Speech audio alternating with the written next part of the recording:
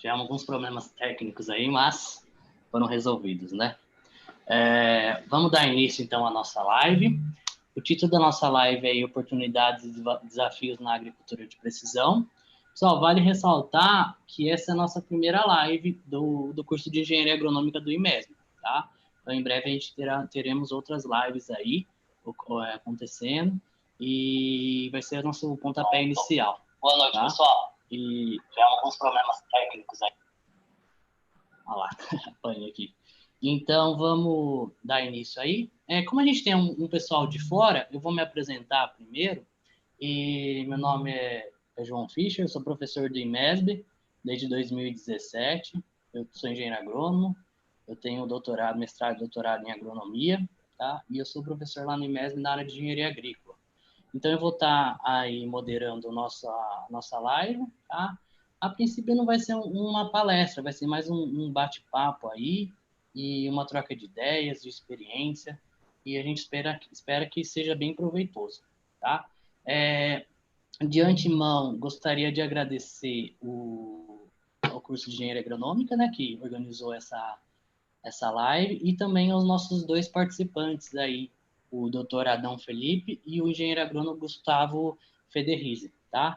Que disponibilizaram aí um tempo para participar, para passar um pouco do conhecimento deles para a gente, tá? Vou abrir aí para o Adão e para o Gustavo se apresentarem, que eu acho que fica mais bacana, tá? Então, por ordem alfabética, pode se apresentar aí, Adão. Tudo bem? Obrigado aí, João, em nome do IMESB, aí, pelo convite, pela oportunidade de estar conversando aí, trocando ideia a respeito dessa parte de agricultura de precisão. E eu sou engenheiro agrônomo também, formado pela Universidade Federal do Tocantins, e eu fiz mestrado e doutorado na Unesp de Jaboticabal, e eu fiz o doutorado sanduíche e o pós-doc na Universidade da Geórgia, no campus de Tifton, trabalhando também com essa parte aí de sensoramento remoto para poder predizer a maturação de amendoim.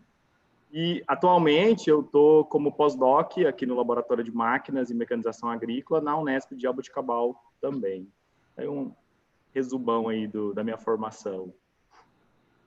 Legal. Gustavo? Perfeito, turma. Do meu lado aqui, Gustavo Federizzi, da Agrodata. Sou engenheiro agrônomo, formado... Primeiro, eu sou técnico em informática. Isso é até importante também compartilhar de conhecimento com vocês. Como um técnico profissionalizante. Depois eu fiz engenharia agronômica na Universidade de São Paulo, Escola Superior Luiz de Queiroz, Exalc, em Piracicaba. E com também especialização no setor de máquinas, né? Então, eu sou especialista em mecanização e agricultura de precisão ainda na graduação. Isso eu formei em 2019, ano passado eu completei 10 anos de formado, encontrei a turma de agronomia aí nos 10 anos, e nesses 10 anos a minha experiência tem sido focada principalmente em agricultura de precisão e agora mais recente agricultura digital. Em 2017, na metade de 2017, eu fundei uma empresa. Então, hoje eu sou um pouco mais empreendedor aí também. Tive que aprender como gerir e montar uma empresa aqui no Brasil, desde metade de 2017. E esse ano ela vai completar 3 anos, que é a Agrodata. Ah, que legal. Então, pessoal, a nossa ideia aí dos professores foi essa, pegar dois palestrantes aí, um pouco mais consultor aí de assistência técnica, que se formou, construiu uma empresa, enfim, presta bastante assistência técnica aí para os produtores, e um pouco mais para a área acadêmica, né, o doutor Adão aí, que fiquei sabendo que passou num concurso lá em Lavras, em breve será nosso colega de profissão também. Então, vai ser bem proveitoso, porque a gente vai ter aí duas vertentes, assim não, mas duas características, duas pessoas com duas características diferentes, vamos por assim, tá? Acho que vai ser bem legal. Então, pessoal, relembrando aí, o nosso tema aí, oportunidades e desafios de agricultura de precisão. Se vocês olharem aí do lado direito, tem o chat, tá? Então, fiquem à vontade de colocar perguntas, postarem perguntas. A gente tem aí uma equipe auxiliando aí que a gente vai conseguir, às vezes, jogar essas perguntas aqui na nossa dinâmica, tá? Para ficar algo mais dinâmico, mais proveitoso, tá? Mas depois, no final, também a gente vai abrir para perguntas. Então, se quiser segurar para o final, também fiquem à vontade, tá tá bom? Então vamos lá, vamos começar, né? Pessoal, a gente vai falar de agricultura de precisão, só que quando a gente começa a falar um pouco de agricultura de precisão, às vezes a gente não consegue entender os conceitos de agricultura de precisão. Então, eu queria que vocês falassem para a gente qual a importância de se manejar a lavoura, qual a importância de considerar a lavoura com as variáveis que tem a lavoura, tá? Então, eu queria que vocês abordassem esse tema aí inicialmente para a gente. Pode começar, Gustavo, por você. Perfeito, João. Eu acredito que a gente vai levar bem num tom de bate-papo aqui também. É importante aí que vocês interajam com a gente. Quanto mais pergunta que nos motiva e faz essa 1 hora aí, 1 hora e meia, passar leve, passar tranquilo aí, como se fosse um bate-papo mesmo. Perfeito? E hoje, né, o tema oportunidade e desafios de agricultura de precisão, a gente não pode entrar no tema mais específico aí, manejar culturas, manejar variabilidade, sem falar um pouco da importância da agricultura, a importância do agronegócio, né, porque não é só agricultura, é agricultura, pecuária, tem o setor florestal também, tem vários setores aí do agronegócio envolvido, e aí eu vou começar falando um pouquinho da importância do agronegócio até para o Brasil, né. A partir de 2016, mais específico, houve um posicionamento do Brasil como até um reconhecimento, uma fala do Brasil sendo o provedor de alimentos do mundo, né? Então vocês devem estar mais familiar com esse lema, com esse tema, porque a partir de 2016, algo que às vezes era um sinal não tanto de avanço, de orgulho para o país, começou a ser mais falado, a ser mais visto também pela população aí vamos falar dos urbanos, né, da turma da cidade. Então, a partir desse ano aí começou-se um lema até na Rede Globo, vocês veem em vários lugares aí, o agro é pop, o agro é importante para o país. E por que ele é importante para o país? Porque dados de 2019, ele representa 21% do PIB nacional. Então, 1/5 das riquezas aí produzidas no país estão envolvidas com o agronegócio, certo? E se a gente levar ou traduzir um pouco mais isso, dentro da porteira a gente está falando de 619 bilhões de reais que movimentam a produção do agronegócio, perfeito? Então, se a gente fala no passado, eu estou com uma colinha aqui, né? Porque esses números aí a gente precisa, né? São bastante números aí Claro. para lembrar, né? Então, alguns principais aqui eu tenho uma colinha, tá? Não se preocupem que a memória não é tão boa assim, não. Mas o PIB brasileiro aí ano passado, ele cresceu 1,1%, o agronegócio cresceu 3,8%, então aí 4 vezes quase o PIB total aí do país, né, produção de riqueza, certo? E até algo que a gente vai falar bastante aqui, que é conhecimento, acesso ao conhecimento, correr atrás, proatividade. Se a gente for pesquisar os dados do agronegócio aqui para entender essa parte econômica, eles estão disponíveis pelo mapa, inclusive tem planejamentos estratégicos aí para 2030, 2040, projetando como vai estar o agro lá para frente. Então tem bastante inteligência do agronegócio envolvida nisso, até bacana divulgar para vocês, sabe, que existe esse conjunto de conhecimentos. E aí eu vou passar algumas dicas aqui que eu já fiz um trabalho alguns anos atrás e vou compartilhar com vocês alguns dados de 2016 por curiosidade. Tá? Existe uma métrica que chama valor bruto de produção, que é essa produção que eu falei que é dentro da porteira, certo? Que é produzido dentro da porteira, tanto pela pecuária e por lavouras, aí, que é assim que o governo divide as duas. A gente tem no Brasil 11 principais estados agrícolas, aí por curiosidade de vocês, tá? Isso eu estou falando de dados de 2016, eu preciso atualizar esses dados aqui. O principal deles é o Mato Grosso, certo? E em 2016, o valor bruto de produção era 516 bilhões, tá? 14%, ou seja, 72 bilhões de reais, giravam aí no Mato Grosso.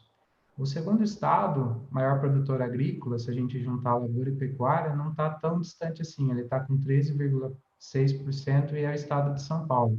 Então, para que isso importa para vocês, né? Para vocês saberem os principais estados aonde o agronegócio representa uma fatia ou ele é uma potência de produção aí para o futuro profissional de vocês, tá? Então, eu vou listar aí todos eles, Mato Grosso, São Paulo, Paraná, Minas Gerais, Rio Grande do Sul e Goiás, tá? Esses são os 6 principais e eles concentram 70% de todo o valor bruto de produção. Então, 70% do total desses 516 bilhões na época giram aí nesses 6 estados. Então, são 6 estados aí que são estratégicos para a agricultura ou agronegócio, como um todo. Perfeito? Perfeito. E os dados lá também são bacanas porque eles exploram um pouco mais da questão da cultura. A cultura que é mais importante, vamos dizer assim, na questão econômica para o Brasil é a soja, tá? Ela representa 22,7% do total, seguido de pecuária, com bovinos e mais específico, e depois o terceiro é cana-de-açúcar, tá? Então, eu vou listar aqui na ordem de importância: soja, bovinos, cana-de-açúcar, frango, milho, leite e café total, tá? Essas são as culturas que mais importam em questão de produção, né? Em 2016 aí geravam dinheiro aqui no Brasil. Eu estou finalizando aqui um pouco essa parte, até por curiosidade de vocês, mas se vocês estão falando aqui uma outra informação que é bacana, então vamos voltar aqui, né, e analisar produto por estado. Vamos dizer que você esteja no Mato Grosso, eu vou te indicar porque lá a principal cultura é a soja, a mais importante. Então foca aí a tua linha de conhecimento, um possível negócio que você vai montar, uma consultoria, ou a tua linha de conhecimento, né, que a gente está falando tanto para futuros colegas como colegas de mercado já, que a soja é muito importante lá para o Mato Grosso. Em São Paulo, eu estou falando de cana-de-açúcar, é a principal cultura econômica que envolve aqui no estado, que é da onde a gente fala. No Rio Grande do Sul é soja, Paraná também é a soja, Minas Gerais é o café, Goiás é a soja, Mato Grosso do Sul é a soja, Bahia é a soja. Então, a gente aí vai ter mais pessoas tendenciosas aí à soja se você olhar por assunto, tá? Como sendo a principal cultura, tá? E deixa eu ver se eu tenho mais alguma informação para passar a respeito disso. Eu acredito que era essa mais o intuito desse começo, né? Mostrar as principais culturas e o papel econômico que a gente tem do agronegócio aqui no Brasil. E até também, começando essa parte um pouco mais introdutória, eu queria convidar o Adão aí para falar um pouquinho aí sobre culturas anuais e culturas perenes, para balizar aí o nosso conhecimento, a nossa conversa hoje. É interessante esses dados aí que o Gustavo apresentou, e eu acredito que a gente pensando em agricultura de precisão, tanto na agricultura convencional, a gente tem que ter em mente que todos esses dados aí, eles são provenientes aí de culturas anuais e perenes, né? E que esses dois grandes grupos hoje para a gente aqui no Brasil, eles têm aí algumas peculiaridades, por exemplo, relacionado à safra. Na soja, por exemplo, no Mato Grosso, quando termina uma safra, que é aí de novembro a fevereiro, já inicia uma nova safra aí em seguida de milho. Então, é interessante a gente pontuar que as culturas anuais, a gente consegue ter mais de um ciclo aí, mais de uma safra durante um ano, enquanto que as culturas perenes, elas vão ficar ali no campo por mais de um ano, por mais de uma safra. Então, o manejo que a gente deve adotar, principalmente pensando em tratos culturais, é diferente para essas culturas. Por exemplo, se a gente vai fazer uma adubação, a gente quer em uma cultura anual que a planta utilize esse fertilizante o mais rápido possível para que ela possa expressar o seu potencial ali genético, expressar as suas características dentro daquela janela, dentro daquela safra, né? Ao contrário de plantas de culturas perenes, elas vão você tem um tempo maior aí para poder fazer esse manejo e obter essa resposta. Claro que você não vai utilizar algum produto que vai ficar muito tempo até que você obtenha essa resposta da cultura. E outra coisa importante de falar sobre essas diferenças aí de culturas anuais e perenes é relacionada à sazonalidade e clima, né? Por exemplo, como o Gustavo pontuou muito bem, que a soja hoje ela tem uma importância muito grande para a gente aqui no Brasil. Mas, no entanto, a soja que a gente planta no sul, ela não é adaptada para o norte, por exemplo, porque ela tem muito problema aí, ela tem um problema relacionado ao fotoperíodo.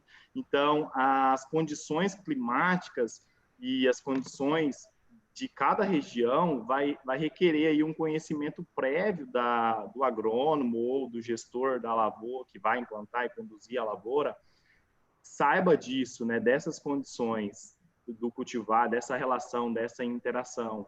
E, além disso, a gente tem que deixar bem pontuado aí em relação a processos agrícolas, né, que são realizados, e isso impacta também diretamente no custo aí de produção do agricultor. Por exemplo, se eu vou optar por fazer um manejo conservacionista antes de implantar uma cultura, ou se eu vou fazer um preparo convencional, que aí eu exijo mais operações ali no campo, e isso tudo vai estar relacionado aí, impactando diretamente no meu custo de produção.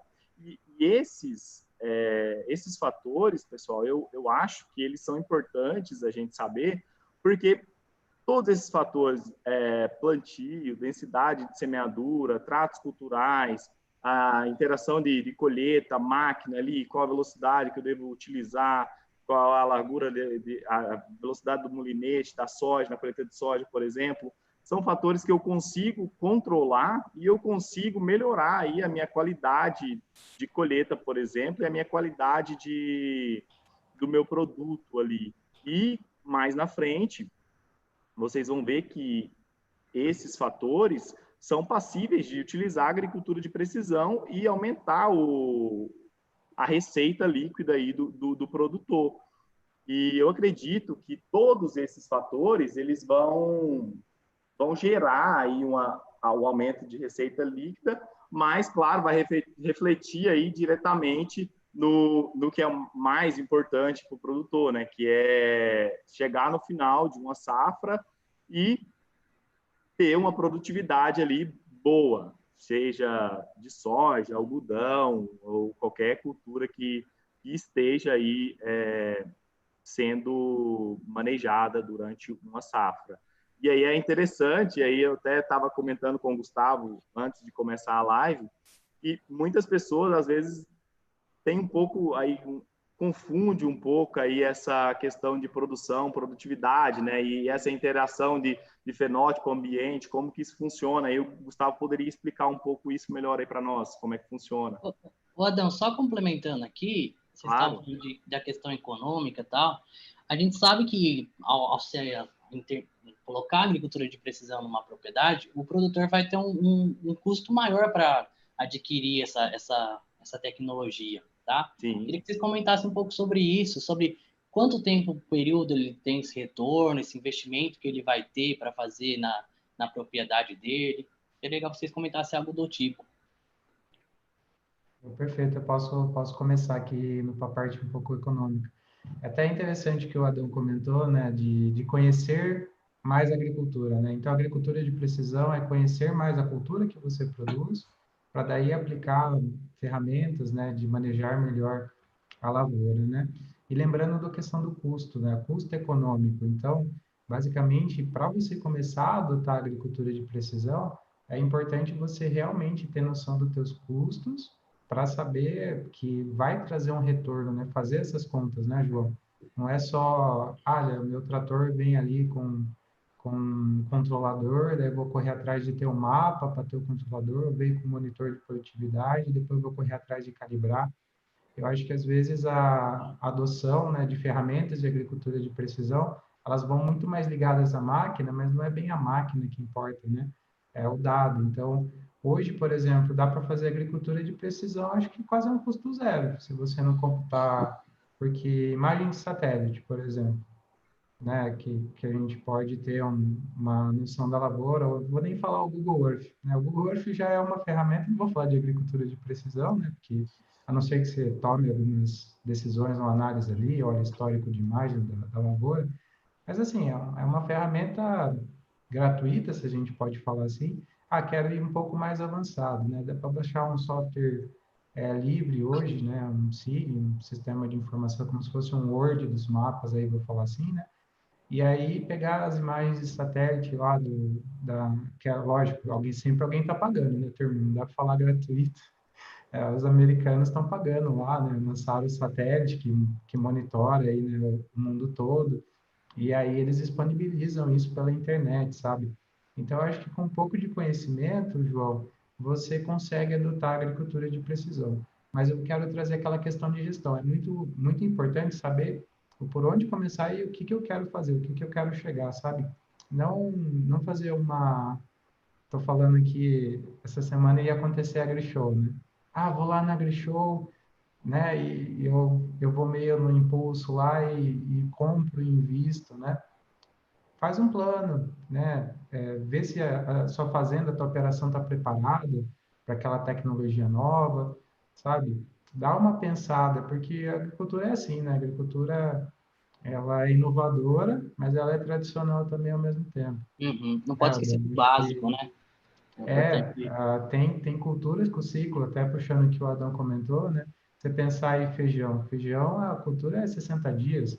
Aí você tem que correr atrás de pivô. Nada pode dar errado porque... Você perde. Exato, e os preços são preços de mercado, né? Isso que é o ruim também do agronegócio. Os preços são dados, né? A gente não, Uhum. como commodity, a gente não consegue, como commodity que é preço comum de mercado, a gente não consegue mudar o quanto a gente vai receber. A gente tem que mudar o quanto nos custa, né? A produção por hectare. Produção e produtividade aí, né? Por hectare, reais por hectare, né? Aham. É Entendi. importante eu ter uma produção muito grande e sendo que a minha produtividade, entendeu? Tem essa diferença aí, né? Não adianta ter uma alta produtividade e não se pagar A gente cai também bem. na questão do fenótipo aí, né? Você poderia comentar com a gente também, global um pouco Não, aí dessa. exatamente. Eu acho que, voltando à questão da agricultura de precisão, ou gerir ou manejar a variabilidade, o que que acontece, né? Assim como nós, na verdade, nós não somos um bom exemplo, né? Porque a gente tem lá a carga genética e até tem alguns exemplos, né? As nossas cicatrizes aí são fenótipos aí, não são fenótipos, mas são o ambiente que nos causou aí cicatrizes, né? Então, as plantas, quando elas às vezes até são engenhadas aí geneticamente, são clones ou são variedades, elas têm às vezes até mesmo uma carga genética igual, elas têm o potencial de uma ser igual à outra. Só que aí tem a interação, tem a questão do fenótipo, né? O que é a noção do fenótipo? O fenótipo é o genótipo, que é a parte gênica, mais o ambiente. Então, o que é o ambiente? O ambiente é solo, tipo de solo, fertilidade, parte física, parte química. Até o Adão, estou adentrando aqui um pouco, mas ele pode comentar um pouco mais sobre isso, né? Os fatores de ambiente de produção, né? O que influencia daí? O que é esse ambiente aí, né? Do fenótipo ou expressão de produtividade, de bem-estar da planta, que é o genótipo mais o ambiente. Então, são várias variáveis aí envolvidas nos ambientes de produção que causam essa necessidade da agricultura de precisão vir manejar isso, né? Manejar esses fatores. Quer acrescentar alguma coisa, Adão, sobre isso? Relação, planta, solo, tratos culturais?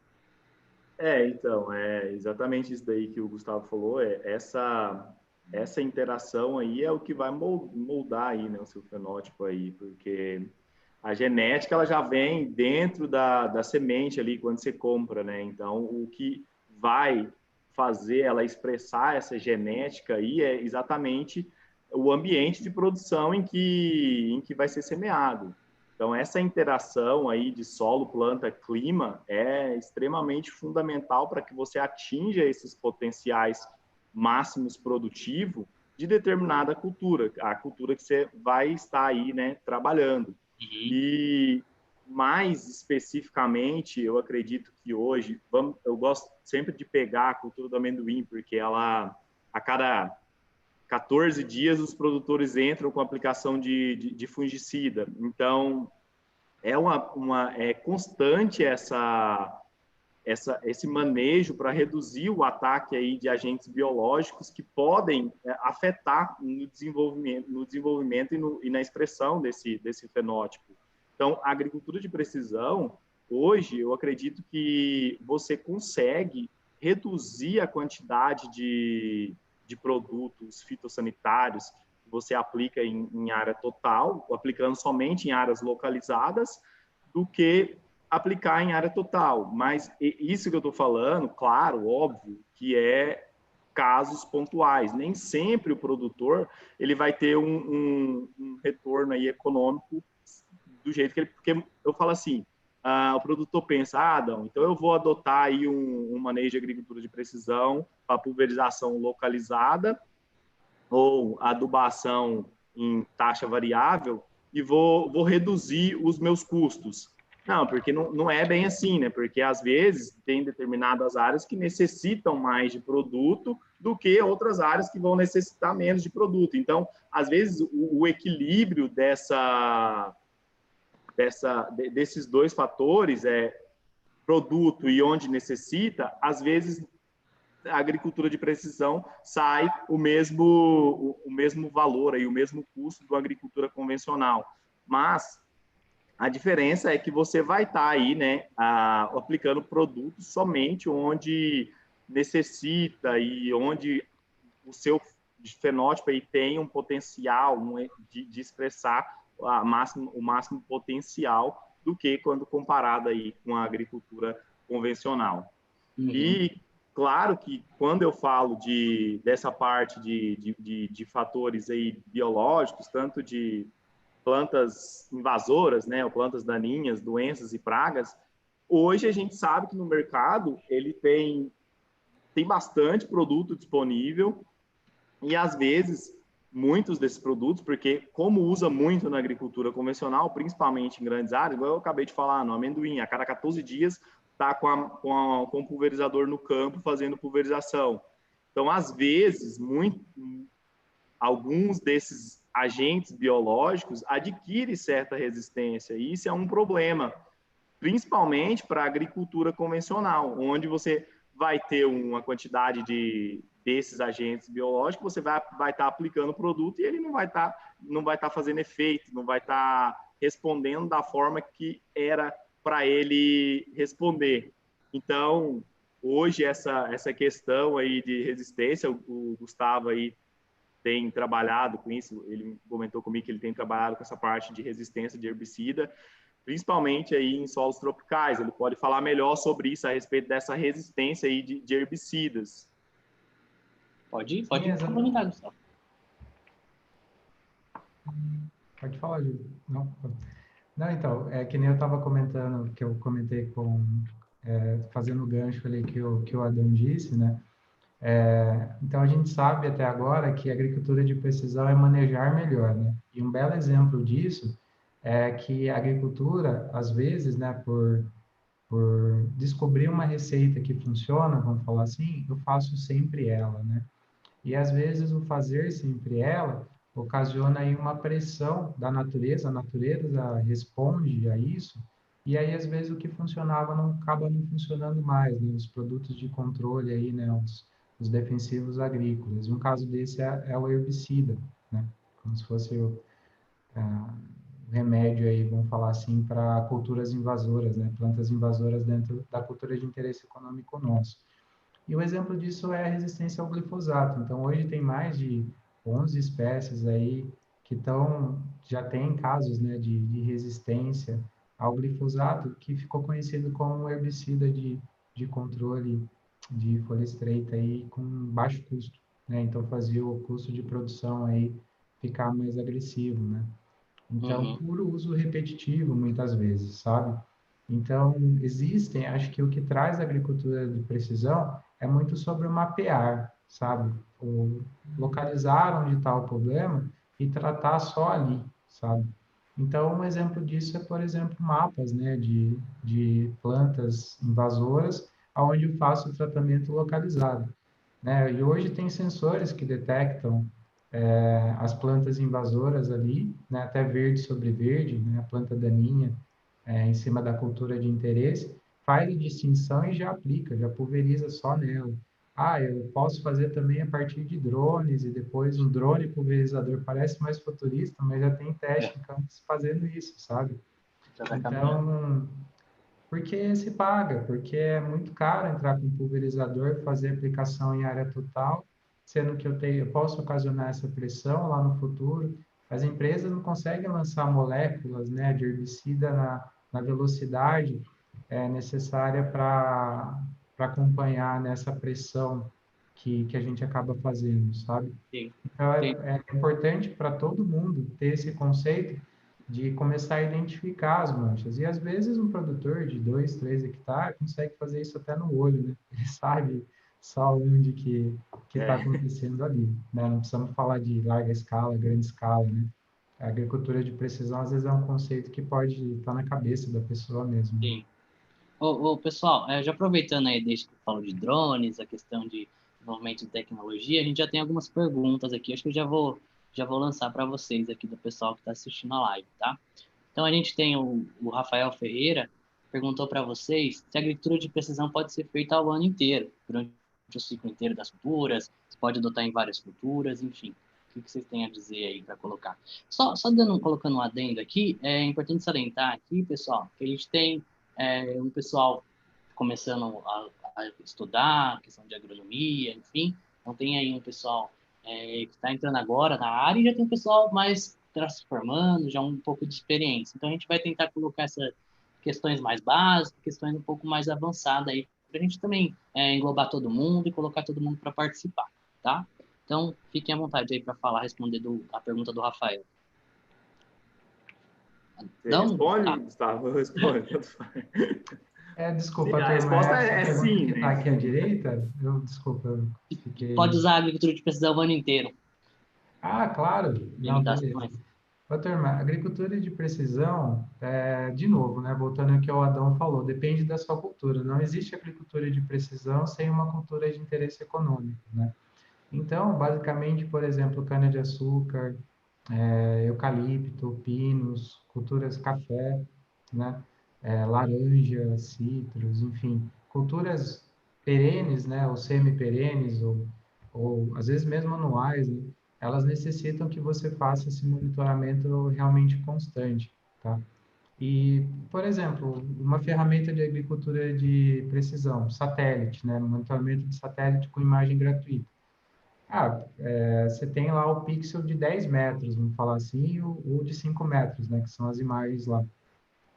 Vai ser uma informação, vou dizer assim, um mapa, né, muito rico para você fazer esse monitoramento da tua cultura, né? Então, se a gente pensar lá o Mato Grosso, que começa com vazio, né? Já pensou, por exemplo, indo para a parte pública e o mapa começar a fazer monitoramento do vazio sanitário a partir de imagem de satélite?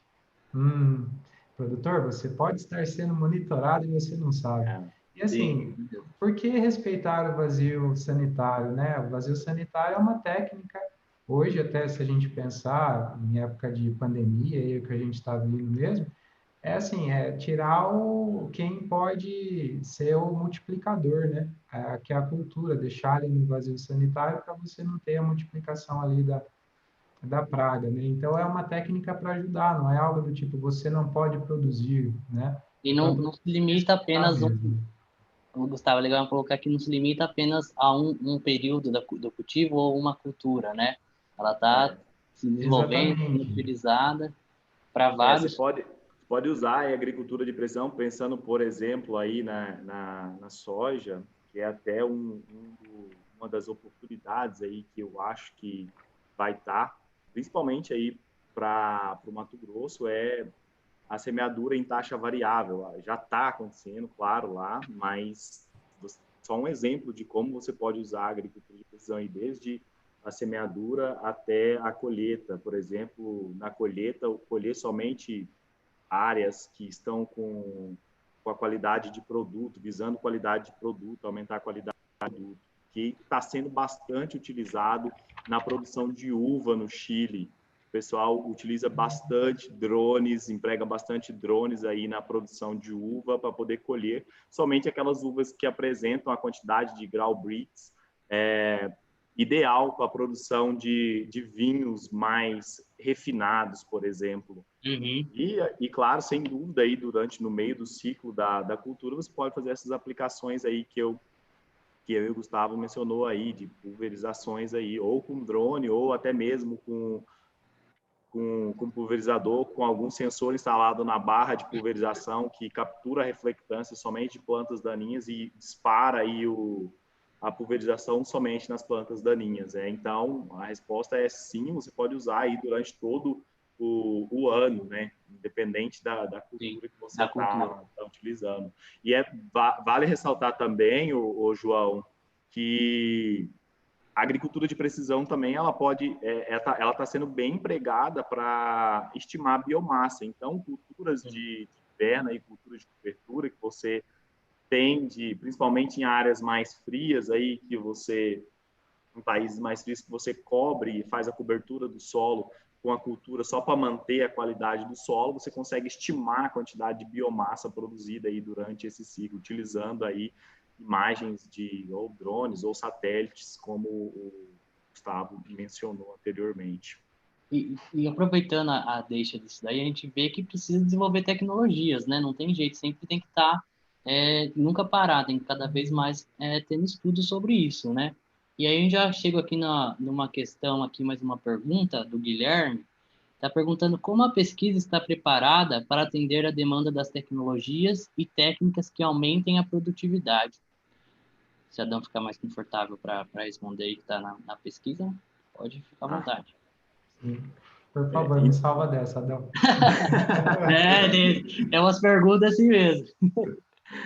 Guilherme, no meu ponto de vista, eu acredito que a pesquisa ela está se preparando visando aí a parte de programação e de automatização dos processos, principalmente da extração de dados.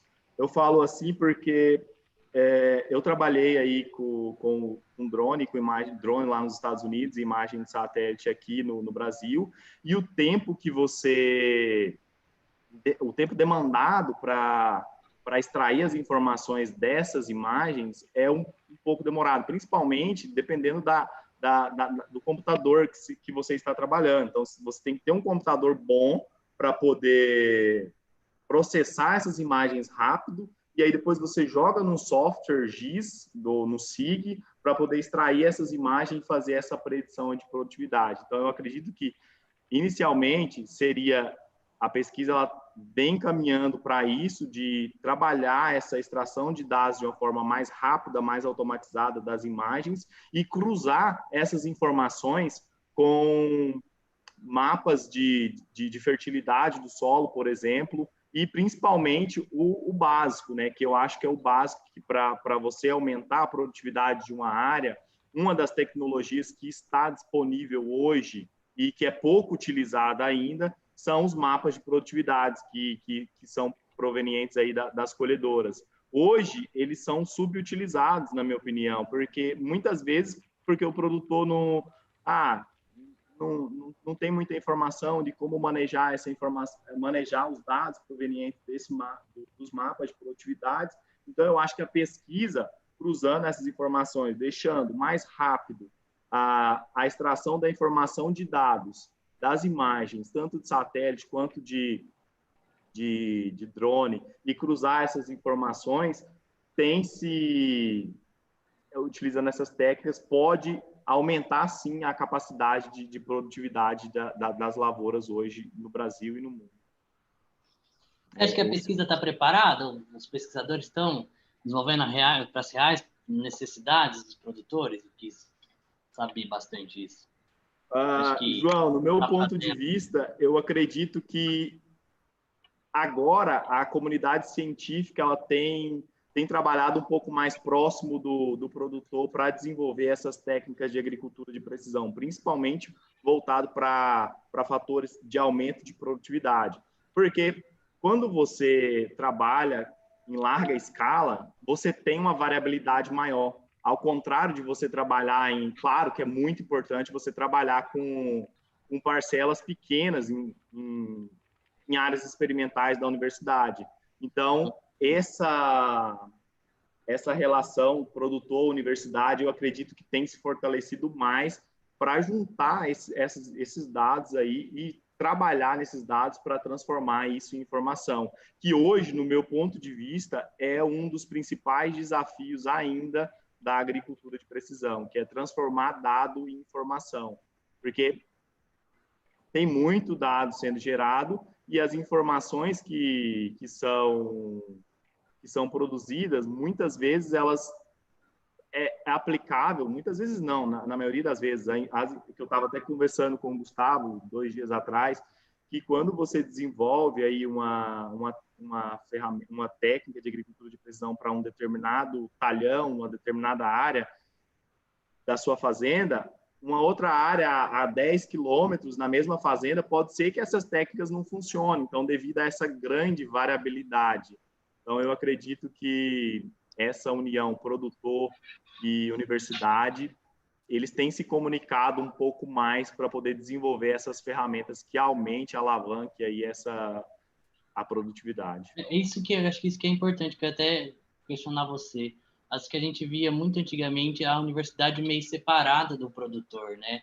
Hoje em dia a gente vê que está se aproximando mais. Acho que isso que é importante, que mostra quais são realmente as necessidades do produtor.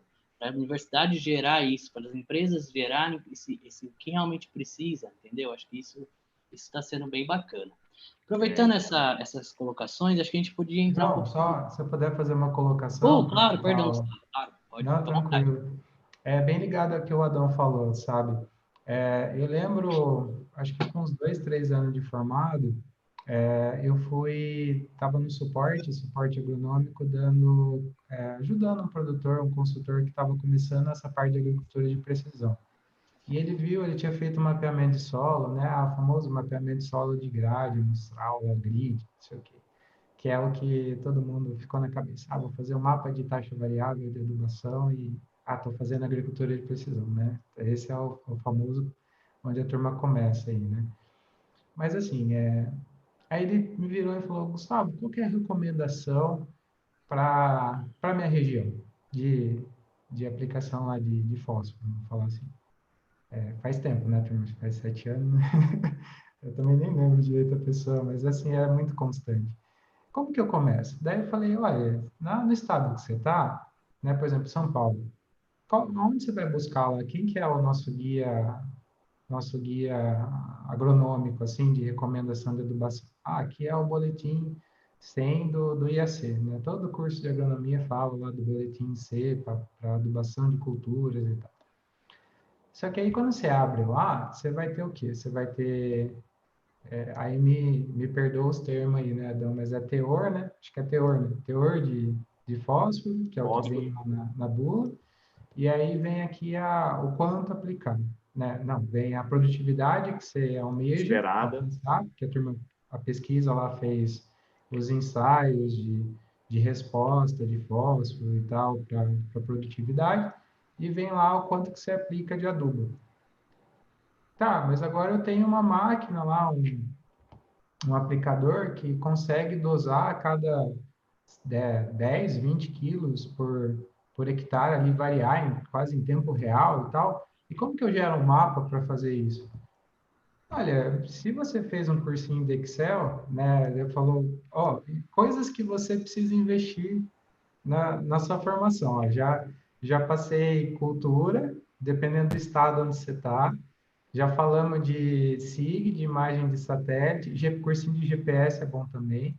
Quiser comprar um drone, hoje a partir de R$ 2.000 é meio caro, mas R$ 2.000, R$ 3.000 você compra um drone para fazer vídeo, tirar foto. Ali tem até uns mais baratos que isso também. Fazer imagem de casamento. Também, dá para você fazer multiuso. Seu pai, convence seu pai lá que ele gosta também. Às vezes ele está meio que se aposentando, ele vê que é um brinquedinho e tal. Meu turma, tem umas regras aí, né? 30 metros de distância de pessoas, não pode voar perto de aeroporto, né? Então, não é um brinquedo, né? É um objeto. Mas até tranquilizando, 2,5 kg é um número mágico aí. A partir de 2,5 kg, um drone pode matar uma pessoa, tá? Outras coisas eu não sei, mas matar uma pessoa 2,5 kg, ele caindo, ele é fatal para alguém, tá? Então, 2,5 kg é um drone pesado. Sim. Mas voltando, a gente estava falando aí então, assim, de investimentos aí no seu conhecimento, né? Se você pegar Excel, você bota lá o que está lá no boletim 100, está em papel, né? O IAC podia deixar isso digital, aberto, né? Hoje tem até software de adubação e tal. Mas, assim, se você abrir lá no Excel e fizer uma regressão da curva lá, que é, né, fizer um gráfico de teor de fósforo com adubo, se fizer lá a regressão dessa curva ou dessa reta, você tem a equação de converter fósforo em potássio para uma determinada produtividade. Vamos pensar que você cruza isso com o potencial lá de quanto você pode ter de produtividade de um outro ano com a mesma, ou um conjunto de anos aí. Você já está fazendo um negócio bem avançado aí, sabe, de agricultura de precisão. Então, o conhecimento, até, Adão, eu acho que de certa forma ele está ali. Eu acho que é mais assim, a gente precisa incorporar e falar assim, trazer um pouco mais que essa informação, esse dado aí, né, pode ser transformado a partir do conceito de agricultura de precisão. Porque Sim. hoje a turma de máquinas, de automação, de eletrônica, eles avançam muito rápido, sabe? Às vezes a gente tem que reconhecer que quem pode estar travando e falando em desafios, e às vezes por que não avança a agricultura de precisão, esse conceito, às vezes pode estar em tradição da pessoa mesmo, sabe? Pode estar, assim, o querer não mudar, porque nós somos agentes de mudança, Transformação. Exato, a gente divulga a questão da agricultura de precisão. E a gente, às vezes, também tem que, né, porque isso é errado, aquilo é certo. Às vezes, adubação é um tema muito bacana, né? Tipo, dá só vamos falar de adubação e amendoim aí, Adão. Ixi, você juntou 3, 4 aí, dá com uma cerveja, então você vai ficar aí horas e Uma horas batendo semana. papo. Então às vezes mexe com a paixão, né? De cada um ter uma opinião sobre isso e tal. Mas vamos lá, vamos conversar. Vai sair um consenso aí. E a pesquisa também, ela precisa acompanhar que a turma, leva 2 anos e tal. Às vezes tem vários pesquisadores pesquisando a mesma coisa na cultura. Vamos comunicar, vamos fazer extensão, divulgar o resultado, traduzir, deixar isso esmiuçado para a turma.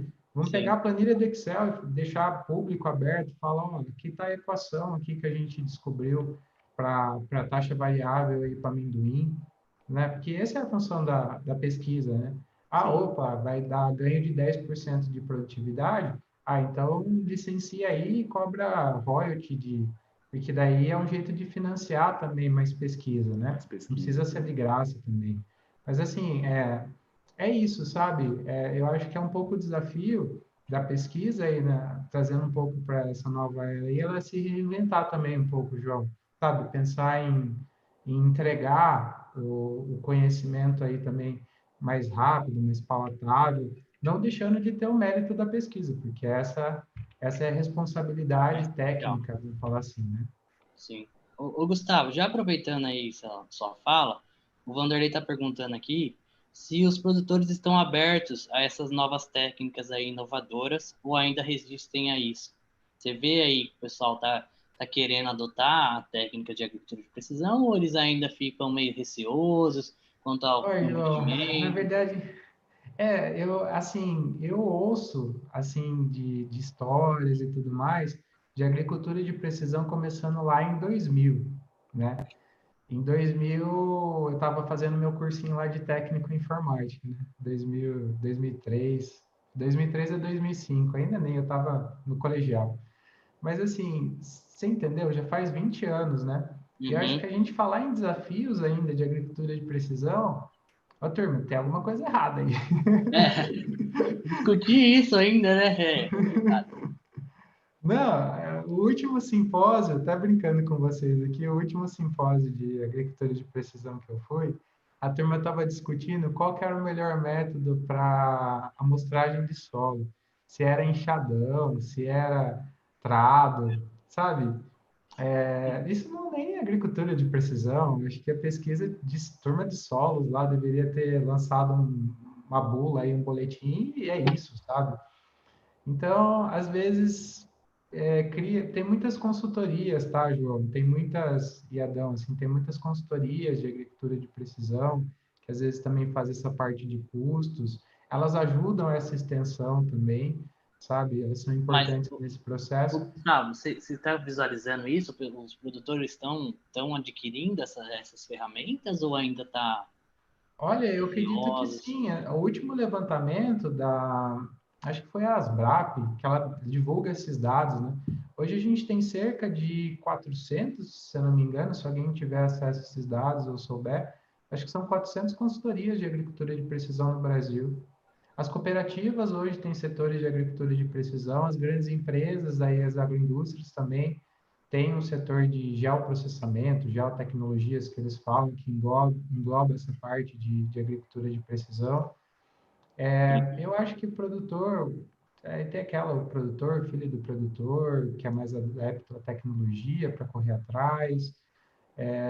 Mas a turma, assim, eu acho que para o produtor começar a usar, às vezes pode ser um drone aí mesmo com R$ 2.000, mas o que ele vai fazer? Ah, ele vai gravar um vídeo com o próprio celular dele. Mas assim, a visão dele aqui de lado, né, que quando ele passa com a caminhonete aqui, vai ser uma visão de cima. Ah, próxima etapa.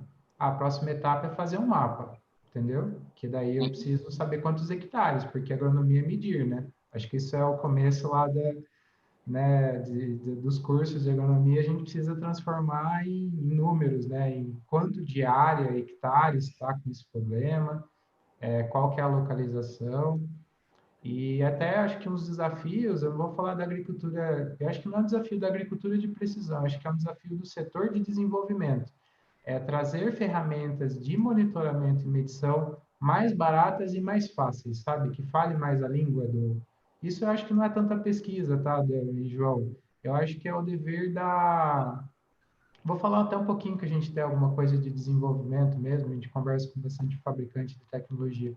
Esse é o dever mesmo da gente falar ou trazer uma ferramenta mais que traz o que a turma fala de dado actionable, que é o termo em inglês, né? Dado acionável, vamos dizer, uma informação que você já toma decisão, sabe? Uhum. Ah, é isso, vou fazer isso, pronto. Às vezes é isso mesmo que falta, porque é muita coisa no dia a dia do produtor, né? Então, os Sim. agrônomos têm que fazer essa parte, eu acho que todo mundo tem que ajudar. E também, João, só complementando, tem muita história aí, sabe, desses 2000 para 2020. Às vezes tem fazendas que começaram um projeto de agricultura de precisão só com amostragem de solo, aí o dado não ficava para o produtor, para essa... Pô, eu fiz um levantamento de textura. Tua textura vai mudar de solo? Não muda. Então, aquele mapa que você fez uma vez é um mapa que vai ficar. Só que aí o cara tinha, a consultoria entregou em papel. Uhum. E eu vou falar, João, que isso acontece até com contorno de talhão, ou mapa de topografia. Às vezes o papel não é o melhor método. E como a fazenda é minha, esse mapa de topografia, esse mapa de solo, os produtores e as consultorias, até os agrônomos, têm que tomar esse cuidado, que eles são um documento pertencente à fazenda, sabe? Eles fazem Sim. parte do conhecimento da fazenda junto com o que foi plantado, a produtividade. Todo esse conjunto aí de dados, eles têm que ficar no mesmo lugar e é um ativo, assim, que muito valioso. Ter o dado, mesmo que seja esse dado mais grosso, mais grosseiro, já é histórico, mas é histórico, sabe? Ano após ano é muito rico.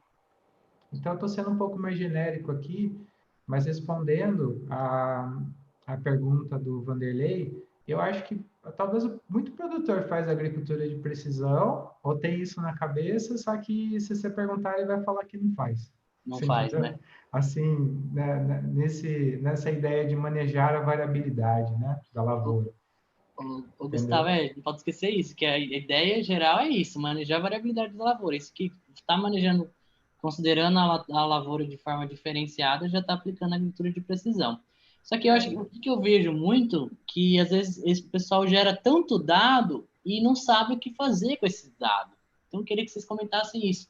A gente fala, vai trabalhar com agricultura de precisão, vai trabalhar com sensor, enfim, vai trabalhar com várias ferramentas, só que fica com aquele monte de dado, e aí, como que a gente vai fazer, entendeu? Acho que isso é um dos grandes desafios da agricultura de precisão. E eu queria que vocês comentassem algo sobre isso, sobre a questão da grande quantidade de dados que a gente gera.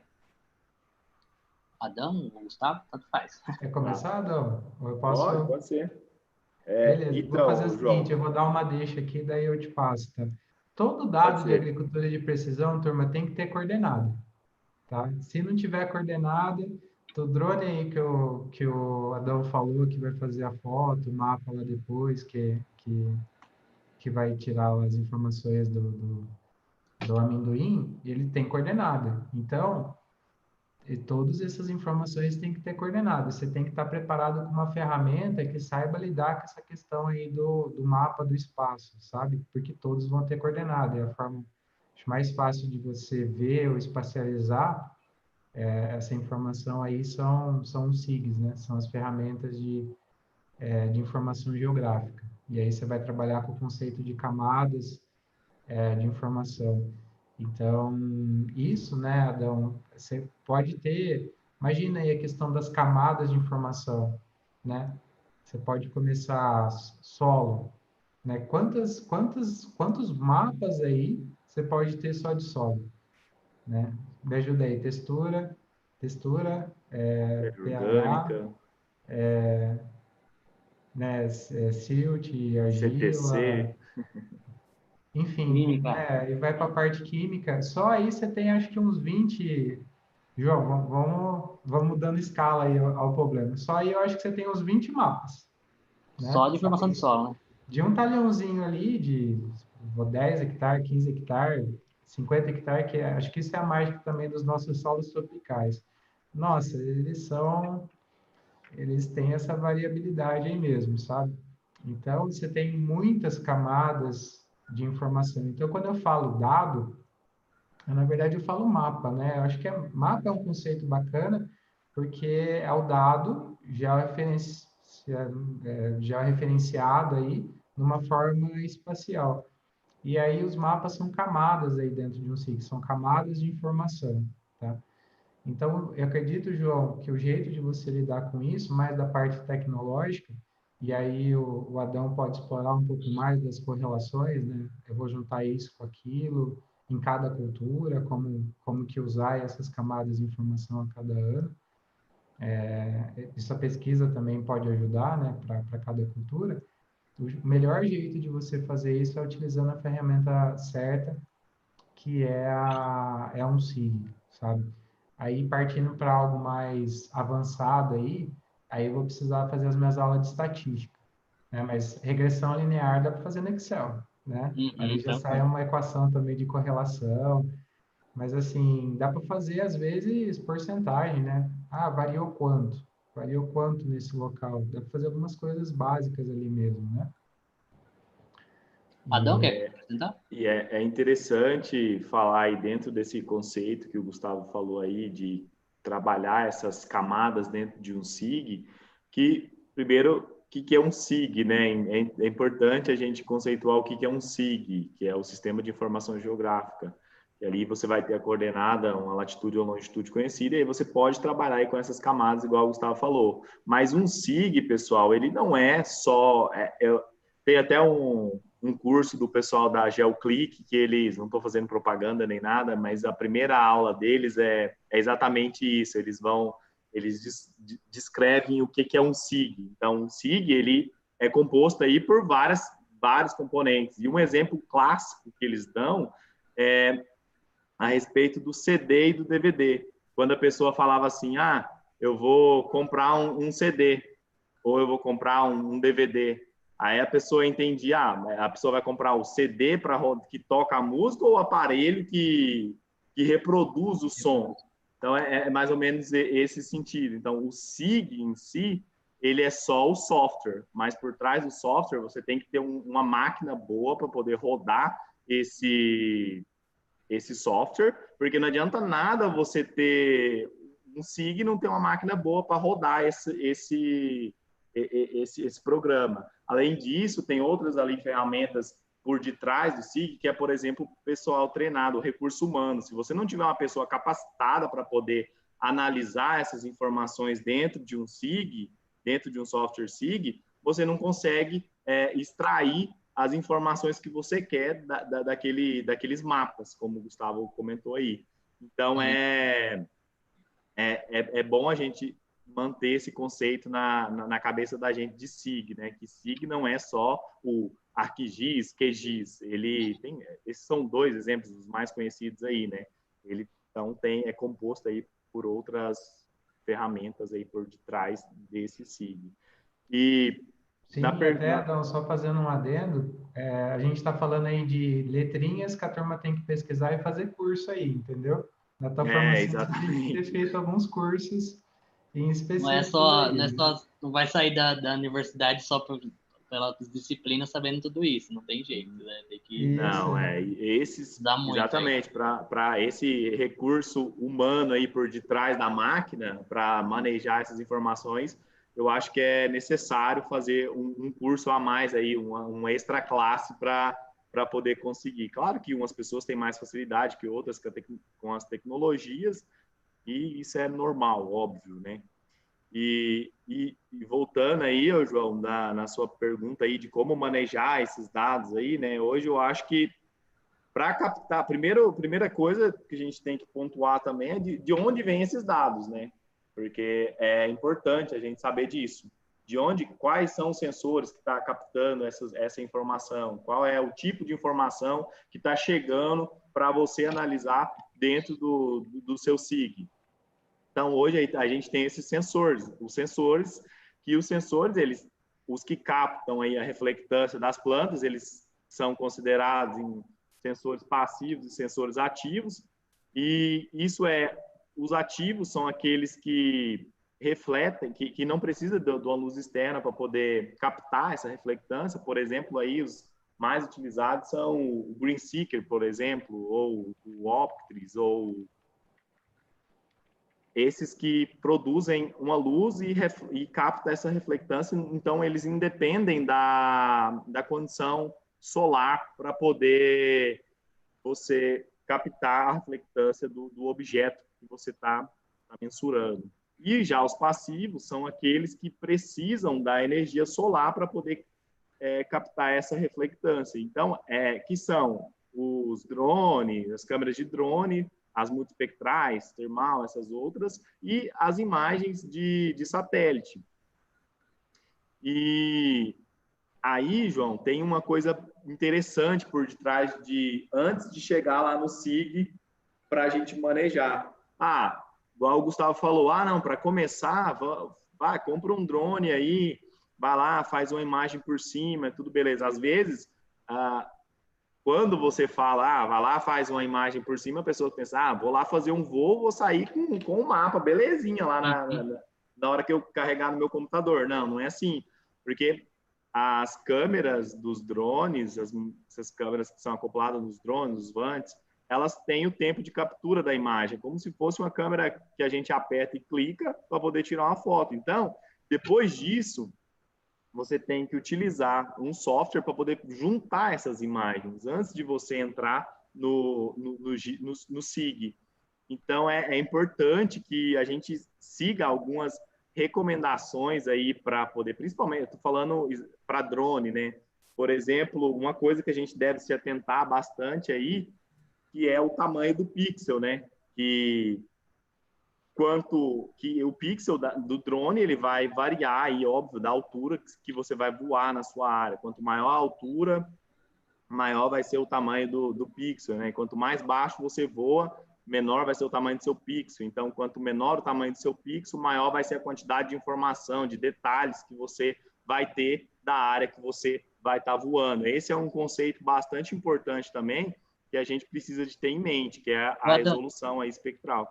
Adão, desculpa interromper, mas já aproveitando essa deixa, tem uma pergunta aqui do João Henrique e da Daniela Fuso. O que é melhor, imagens obtidas por drone ou por satélite? Já aproveitando esse... É exatamente isso que eu ia falar agora, João. Depende do que você busca identificar dentro de uma lavoura. Por exemplo, quando você está trabalhando com identificação de uma variabilidade que é pequena, se o seu pixel, vou ver se você concorda comigo, se o seu pixel for muito grande, você não vai conseguir captar essa variabilidade dentro da sua área, porque ele vai te dar o valor da reflectância de um pixel, por exemplo, de uma área de 30 metros por 30 metros. Agora, quando comparado um valor de pixel aí de 12 centímetros, de 12 por 12, a informação que você tem lá dentro de 12 por 12, ela vai ser maior do que... Quando eu falo a informação vai ser maior, eu falo em qualidade de representação. Vai ser melhor do que um pixel muito grande. Mas vale ressaltar também, ô João, que essa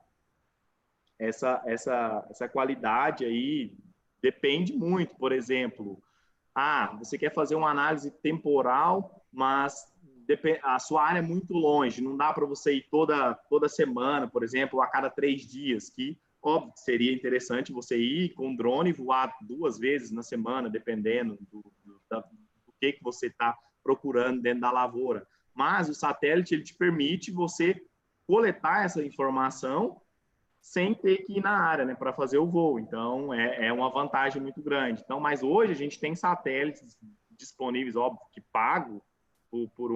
você paga por uma quantidade de quilômetro de download por mês, e eles te dão uma boa resolução e você consegue fazer um manejo aí da sua cultura. Mas, volto a lembrar que tudo depende do que você busca identificar aí dentro da sua lavoura.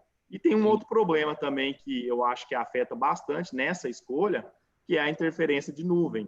Por exemplo, satélite, se tiver uma nuvem na área, por mais que ele apresente a vantagem de você não ter que ir na área, às vezes, quando ele passa na sua área que você está trabalhando, pode ser que tenha uma nuvem. Então, isso afeta a qualidade aí da imagem. Claro que tem alguns processos para reduzir essa interferência de nuvem, e aí eu já deixo uma dica para quem está aí na agronomia e quem quer se aprofundar mais em agricultura de precisão, que é se especializar aí, pelo menos saber um pouco aí, uns 20% de programação, porque hoje você consegue fazer isso utilizando aí a linguagem de programação, tanto em R, em Python ou em C++. Então, hoje os códigos estão disponíveis, então você consegue fazer isso, essa melhoria na qualidade da sua imagem utilizando alguma linguagem de programação, né? Perfeito, Adão. Pessoal, só vou fazer umas perguntas aqui, porque senão a gente vai se alongar demais e vai ficar batendo papo aqui até de madrugada. Que coisa para falar tem. Só vou dar um recado aí pro pessoal, que os alunos do IMESB, a gente vai estar disponibilizando no final um link para gerar certificado, não só os alunos, todos também, para a gente gerar um certificado de quem participou aqui da nossa live, tá? Contar presença também, e também as pessoas de fora também ter um certificado aí, tá?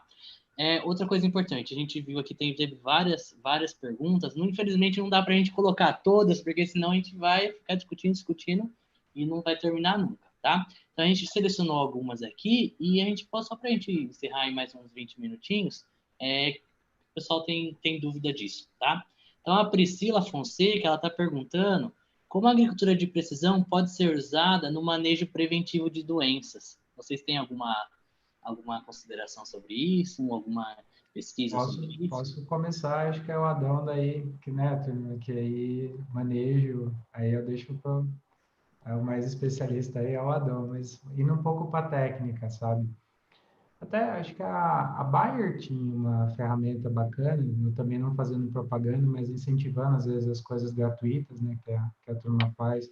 Eles tinham alguns alertas por e-mail de possível foco ou alertas aí de épocas específicas onde a umidade e temperatura tão favoráveis aí para daqui a pouco o mofo branco, desenvolvimento de mofo branco, né? Então, assim, a gente tem que lembrar que as pragas e doenças, primeiro elas precisam existir, né? Já diria lá as aulas básicas de biologia, se eu me lembro bem, que não há geração espontânea, acho que esse é o termo, né? As coisas biológicas daí elas se multiplicam. Então, primeiro a gente tem que ter aí o inóculo, né, ou a infestação, enfim.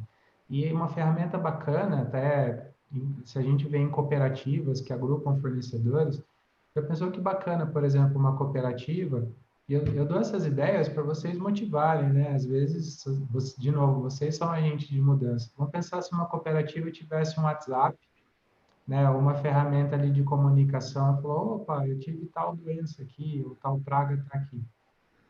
Você colheu sua produção, às vezes não é ao mesmo tempo do seu vizinho, é um tempo diferente, mas você compartilha o talhão do lado. Se você teve, seu vizinho tem chances de ter, né? Então, por que não pensar uma ferramenta daqui a pouco de mapeamento e de alerta para numa região você ter, saber que há a presença? Depois disso, a questão de manejo preventivo, né? Talvez manejo preventivo, às vezes uma planta tem que estar bem nutrida, né? Uma planta bem nutrida vai sofrer menos aí, eu acho que com a presença do inóculo. O histórico também é importante, tem doenças que ficam por mais tempo na região, na fazenda. Então, eu acho que é muito importante apenas essa questão das camadas, dos dados da informação.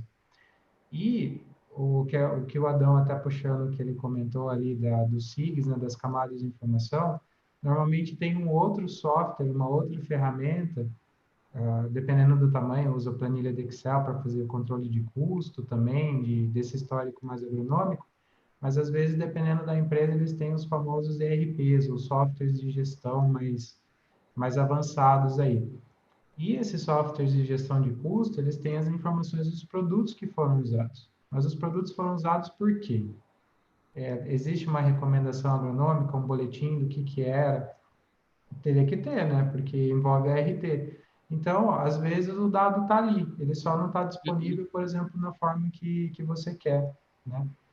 Então, às vezes, quando falar, eu não tenho essa informação, questione, porque ela pode existir, mas não ali pronta da forma que você quer dentro da empresa, né? Aí, talvez você vai ter que ter o trabalho de digitalizar essa informação para daqui a pouco fazer um manejo preventivo ali, que é o que a Priscila Fonseca, né, perguntou.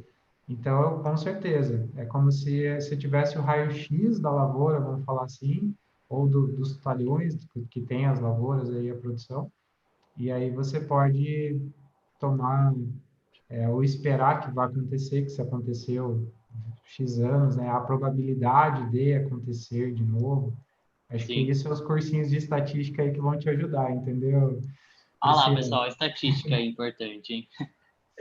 Só Tem que complementando o refletir. que o Gustavo falou aí, Priscila Fonseca aí, ela é fitopatologista, eu conheço ela, a gente fez a graduação junto.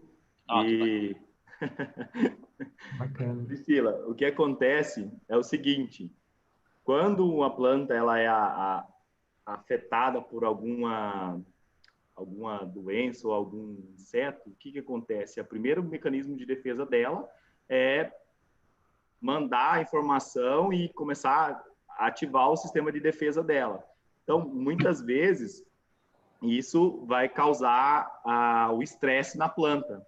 Então, quando a planta está estressada, é facilmente de você ver por meio da reflectância dessas plantas. Então, o que acontece? Quando você tem uma câmera multispectral, por exemplo, e essa câmera multispectral ela tem lá diferentes bandas, tem a banda do comprimento do visível, o RGB, tem a banda do infravermelho, do NIR, e aí ela tem também um desvio aqui, que é a subida, né, que é o Red Edge, que é o desvio do vermelho, que a gente fala, né? E, então, o que acontece? Exatamente nesse onde tem esse pico para subir para o NIR, acontece a planta ela vai aumentar a reflectância no Red Edge. Por quê? Ela vai ter uma produção menor de clorofila. Então, essa reflectância ela vai aumentar nesse comprimento de onda. E aí, de modo contrário, na banda do NIR, a reflectância ela vai diminuir. Então, é facilmente você conseguir manejar esse ataque aí de doença em culturas agrícolas por meio da reflectância das plantas. Então, quando você tem lá uma planta saudável, ela vai estar refletindo beleza lá no NIR, né? Uma planta saudável, ela tende a refletir muito no NIR, tanto é que valores de NDVI, eles são mais altos ali em plantas saudáveis, e ele tende a ficar estável ali entre 0,88, 0,90 em plantas saudáveis, e na medida que vai acontecendo algum estresse ou alguma redução, por exemplo, de biomassa, o NDVI ele tende a diminuir, exatamente por isso, porque a reflectância na banda do NIR, ela diminui. Então, no meu ponto de vista, e o que eu tenho visto aí de pesquisa, é exatamente isso.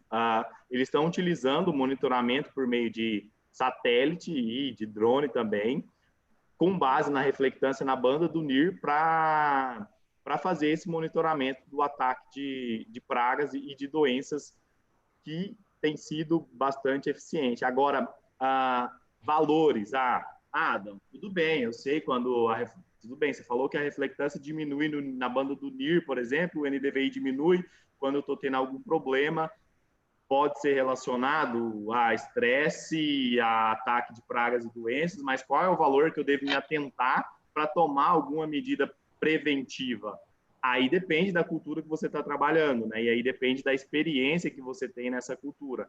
Uma recomendação que eu tenho é você fazer o acompanhamento semanal, ou por não sei qual a disponibilidade das ferramentas de agricultura de precisão, drone, câmera multispectral ou imagem de satélite que tem disponível, e você monitora essa média, vai monitorando aí por meio dos mapas. Tá saudável, 0,92 é planta saudável. Opa, caiu aqui para 0,85, ainda está mais ou menos. Opa, caiu para 0,60. 0,60 já tem algum problema. Você pode ter certeza que tem alguma coisa acontecendo na sua lavoura quando você tem essa queda muito brusca, essa variação entre plantas saudáveis e plantas que está cometida por algum estresse. Então, você pode ir lá na lavoura e investigar. E é exatamente isso, uma das coisas que eu acho legal de pontuar a agricultura de precisão. Ela nada mais do que você tem que fazer uma investigação da sua área. Você utiliza essas imagens ou seus mapas de produtividade e vai lá e faz uma investigação pontual de cada parte que está com baixa produtividade, que está com alta produtividade. Aí, se você identifica isso, você consegue cruzar informações de produtividade, de fertilidade, de imagem, e aí você consegue dimensionar algumas zonas de manejo para que você possa fazer... Mais de tempo de chuva também, né, Adão? Para que você possa manejar de uma forma mais sustentável, vamos dizer assim, eficiente a sua lavoura. Não sei se responde a pergunta, mas acho que sim. Ô, pessoal, a gente tem várias perguntas aqui. Eu acho que, não sei se é possível, depois se vocês puderem, claro, disponibilizar o e-mail de vocês, para o pessoal, às vezes, tem dúvidas, não vai dar para a gente colocar todas as perguntas aqui, porque a gente vai ficar igual o Gustavo Lima, live de 9 horas. Mas aí se vocês puderem disponibilizar o e-mail, porque daí às vezes as pessoas têm mais dúvida, a gente pede para eles encaminhar para vocês, se tiver disponibilidade para responder, enfim, eu acho que seria legal, tá? Se vocês pudessem, claro. Eu acho que seria ótimo, porque tem várias perguntas aí, só que senão a gente vai ficar várias horas aqui. João, só entrando um pouco no custo que acho que o Adão falou, que eu acho que é bacana, assim. Por exemplo, uma câmera Red Edge para drone tem uma marca que é de um custo-benefício bom, ela chama Mapir, tá? MAPIR, custa acho que R$6.000. Tem umas câmeras mais caras aí, às vezes para 27 mil, tem drone multispectral aí com um sensor de compensação de iluminação que chega a uns R$50.000. Mas, assim, tem algumas ferramentas aí que estão... Por exemplo, é importante, né, a Patrícia, que eu acredito que ela está... Priscila, desculpa, perdão. Que ela está na pesquisa, né? Eu acredito que está na pesquisa junto com você, né, Adão, também? Não. Nós fizemos a graduação junto, lá em Tocantins, muito tempo atrás. Ah, certo. Eu não sei se ela está na pesquisa ou está em alguma empresa, mas estudar e achar, né, esses valores aí para, vamos dizer, que nem o Boletim 100 fez lá, né? Trazer esse conhecimento aí, mais seguir a técnica ou qualquer técnica para conseguir fazer essa identificação. Ah, legal, bacana. Então, ó, vamos só fazer mais uma pergunta aqui, para a gente encerrar também, senão a gente vai ter problemas. Mas até o coordenador do curso aqui está fazendo uma pergunta, João Emanuel, que é até uma pergunta legal para a nossa principal alvo aí da live, que foi os alunos. Como está o mercado para os novos profissionais, tá? Como vocês conseguem visualizar isso, voltado principalmente para a agricultura de precisão? E onde esses profissionais que vão sair no mercado, ou até mesmo os nossos alunos, ou os demais alunos que estão assistindo nossa live aqui, podem buscar especialização na área de agricultura de precisão? Fique à vontade os dois para comentar um pouco. Eu acho que eu posso começar nessa. Pode. Eu acho que vocês devem ter ouvido falar muito de cientista de dados, né, com essa parte de estatística. Um cientista de dados, ele é muito bom em estatística, mas se ele não tiver o conhecimento que às vezes a gente agrônomo vai ter, ele não vai conseguir analisar e explorar toda essa parte aí de cientista de dados, né? Porque daí um curso de cientista de dados ou ciência de dados, ela vai explorar essa capacidade de estatística mesmo, de gerar aí a informação. E tem um curso bacana de ciências de dados aí para agricultura, se eu puder citar o nome aí, João, que é de especialização, que é da FATEC, de Pompeia, lá junto com a fundação da Jacto. É um curso de especialização lá de ciência de dados. Depois até posso passar a informação para vocês. E então, assim, com essa formação agronômica, com alguns conceitos de agricultura de precisão, com essa ideia de agricultura de precisão, vocês podem explorar, né, essa parte do que eu turma tirar, às vezes, leite de pedra aí também, mas, ou seja, triturar os dados aí, extrair, né, a tão necessária aí informação para tomar decisão, né? Tá, então, eu acho que uma dica aí para os profissionais aí para ter uma especialização. E muitas faculdades têm cursos também, né, de GPS, de drone, que seja. Mesmo na graduação, incentivar a turma a correr atrás desses cursos, que nem a gente foi falando. Mesmo Excel, né, o Excel tem hoje canal do YouTube também, de forma gratuita, que tem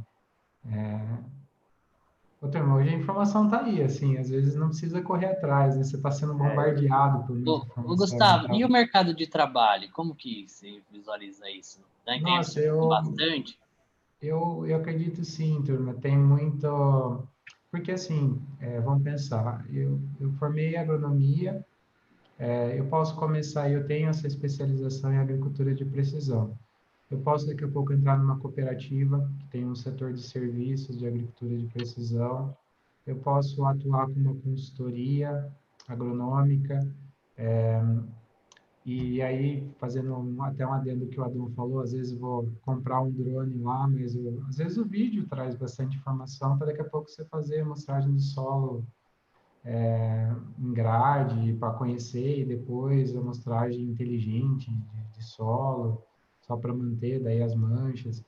Então, às vezes com pouco você pode começar. Isso pode até abrir um ramo profissional aí como um autônomo, um consultor. E eu vou te falar aí nos meus 10 anos, é um mercado que precisa de gente, turma, por mais que sempre falta gente com esse conhecimento, sabe? É um mercado muito bom.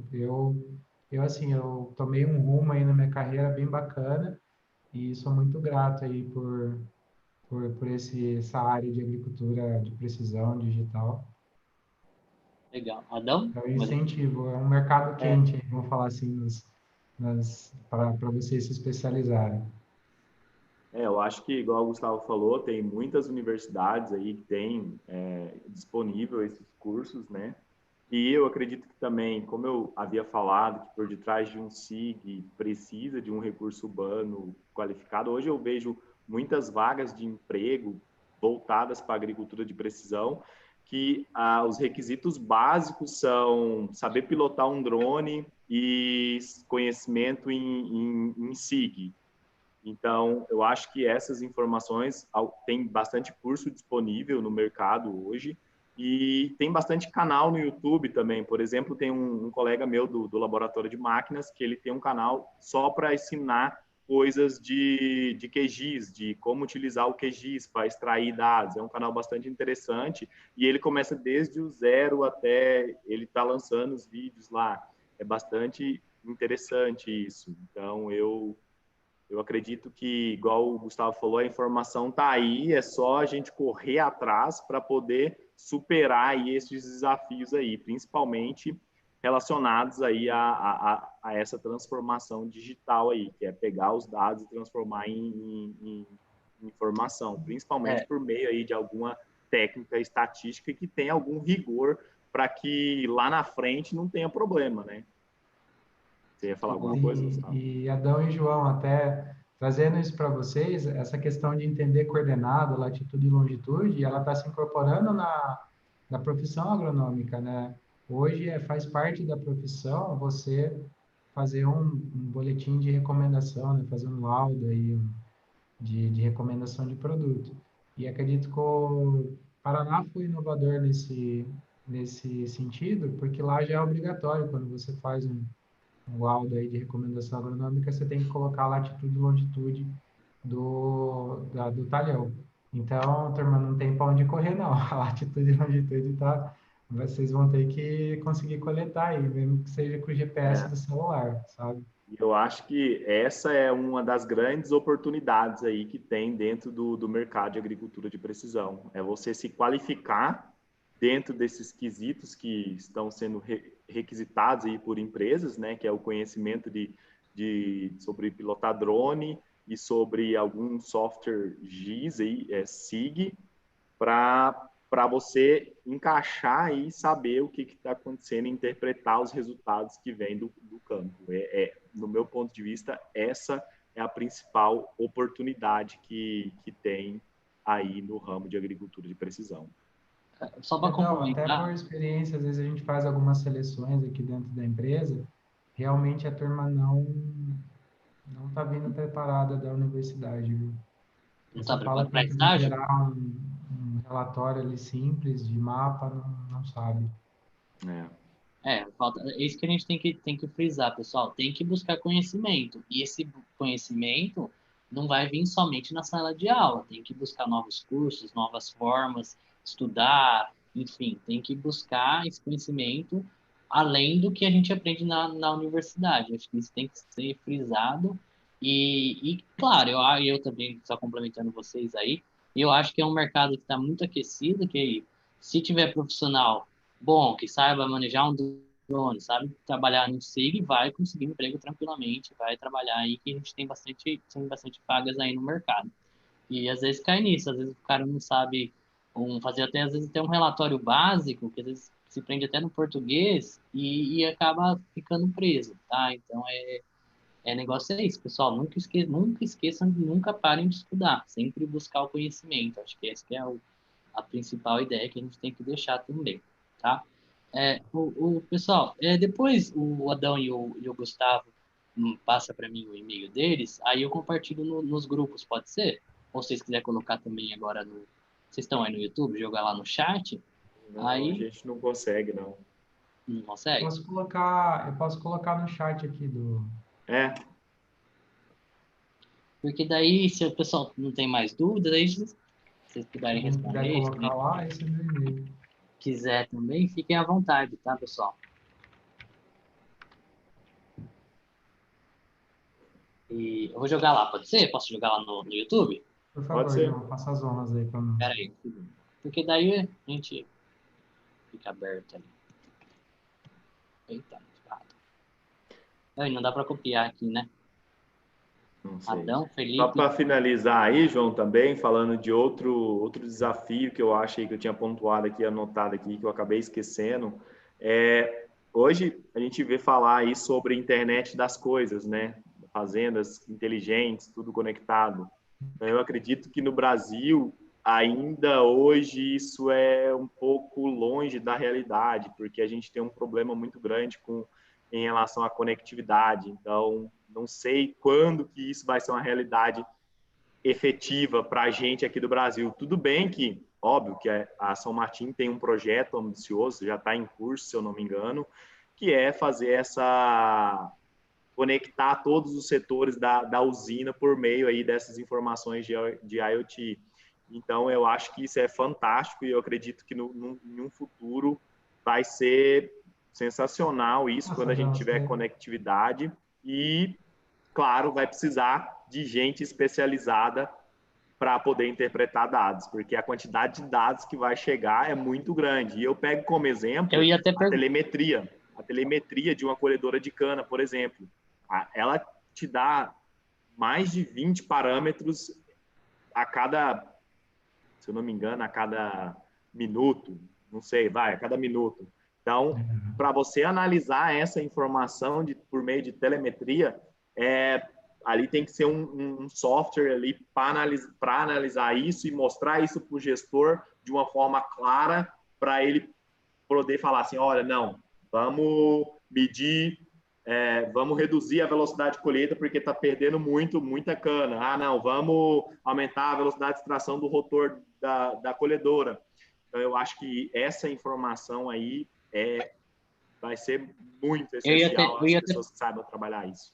Eu ia até perguntar para vocês a questão da internet. A gente está tendo dificuldade com internet em casa agora com essa pandemia. Será que tem internet na fazenda, na propriedade rural, para a gente trabalhar com isso? Como que é a falta disso? Pode.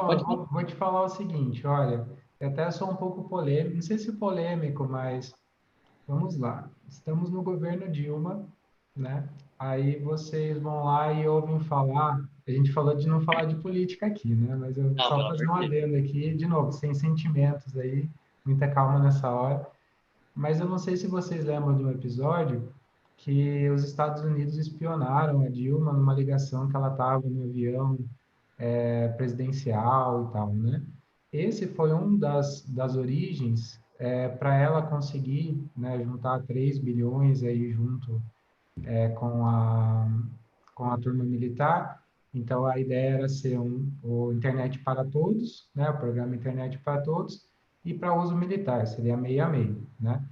E aí, foi contratada uma empresa francesa, né, construiu esse satélite que custou 3 bilhões, foi lançado esse satélite para a internet, tá? Para cobrir a internet nos rincões do Brasil, fazer parte do Internet para Todos. Então, se vocês pesquisarem no Google, aí como todo cidadão brasileiro, né, é bom você se informar, satélite brasileiro para internet para todos. Você vai localizar aí, tem até uma sigla dele. Lançou-se o satélite, montou a estação de monitoramento, aí enrolou na justiça porque você tinha quem ganhou a concessão para vender as antenas e o acesso foi uma empresa americana e só ela concorreu. Porque aí também, por que as teles, as empresas também não quiseram licitar? Foi um processo de licitação normal. Foi lá, quem concorreu ganhou e entrou no imbróglio na justiça. Aí eles começaram a computar lá que a cada um dia que não era usado esse satélite, X mil reais, né, porque é um ativo de 3 bilhões, o satélite tem vida útil de 10 anos. Aí esse satélite ajudou em Brumadinho, inclusive, foi colocado umas antenas lá para dar comunicação naquele local. Ele está sendo usado em escolas, parece que em 3 mil escolas rurais ele já está sendo usado.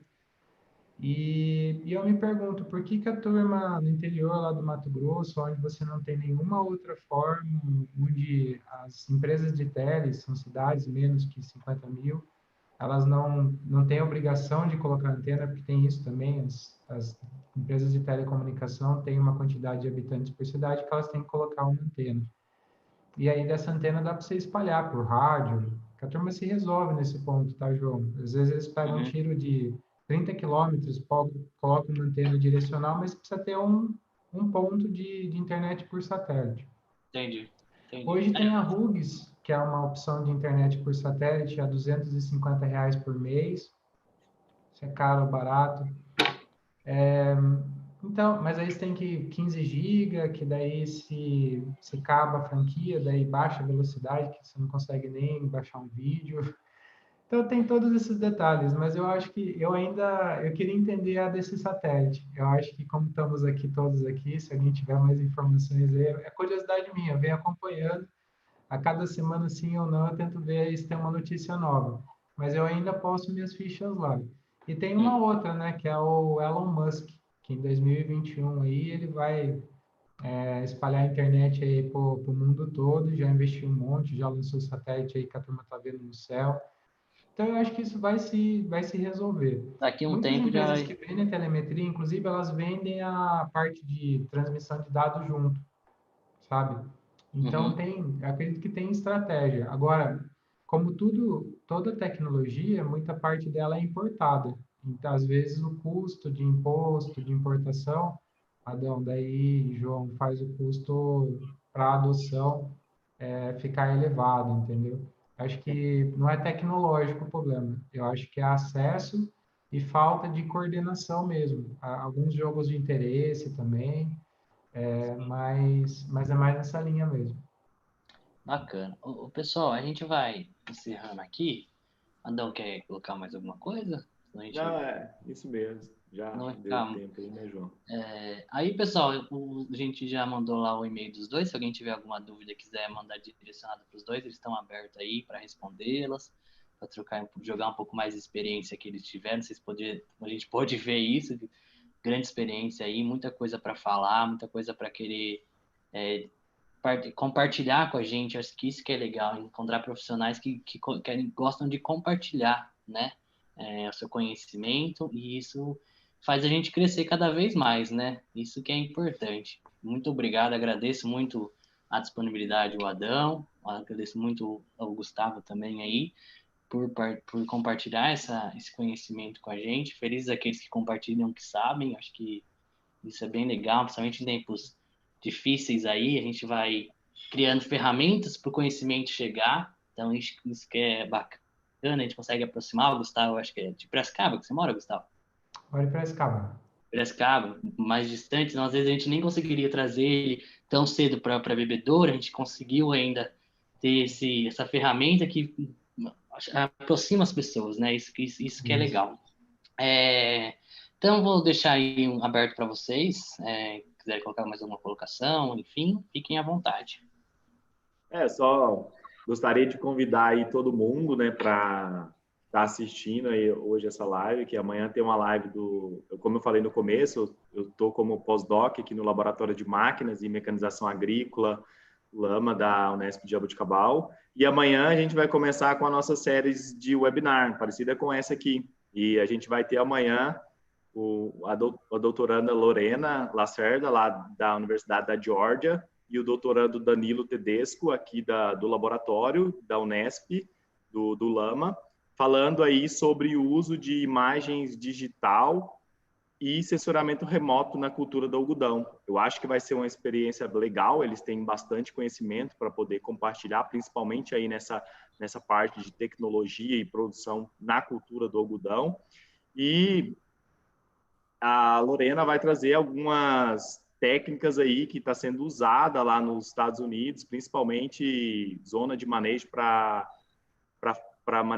fazer irrigação em taxa variável, utilizando sensoramento remoto para a cultura do Olha que algodão. bacana. Então, eu acho que vai ser bastante interessante. O Danilo vai falar aí sobre o uso de imagens aí de digital para poder reduzir perdas na colheita e aumentar a produtividade.